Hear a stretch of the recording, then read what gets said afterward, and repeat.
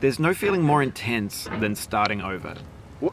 If you deleted your homework the day before it was due, as I have, or if you left your wallet at home and you have to go back after spending an hour in the commute.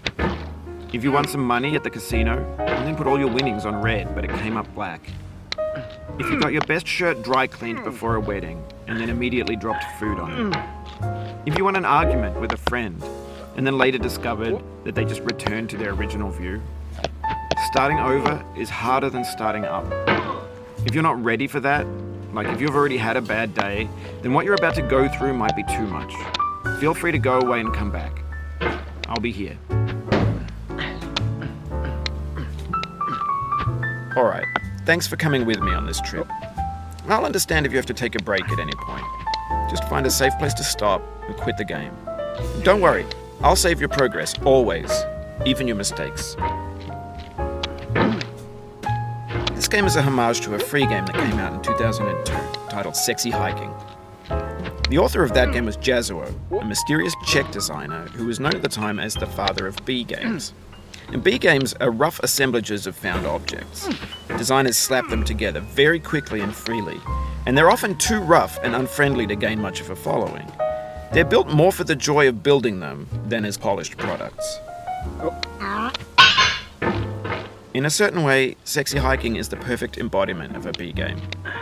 It's built almost entirely out of found and recycled parts, and it's one of the most unusual and unfriendly games of its time.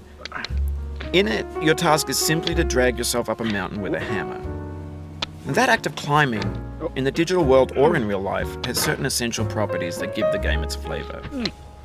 No amount of forward progress is guaranteed. Some cliffs are too sheer or too slippery. And the player is constantly, unremittingly in danger of falling and losing everything. Anyway, when you start Sexy Hiking, you're standing next to this dead tree that blocks the way to the entire rest of the game. It might take you an hour to get over that tree, and a lot of people never got past it. You prod and you poke at it, exploring the limits of your reach and your strength, trying to find a way up and over. And there's a sense of truth in that lack of compromise. Most obstacles in video game worlds are fake.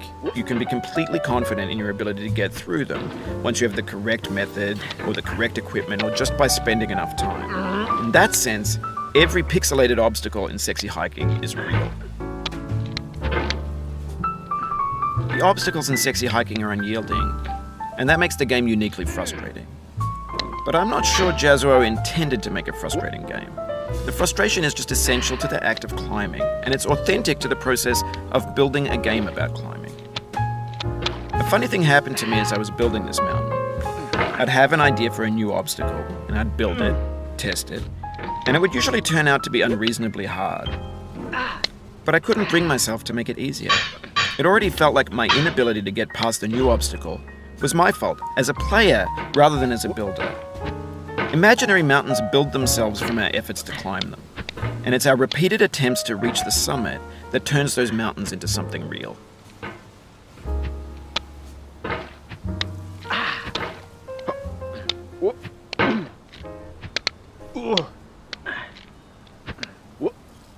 Oh, you just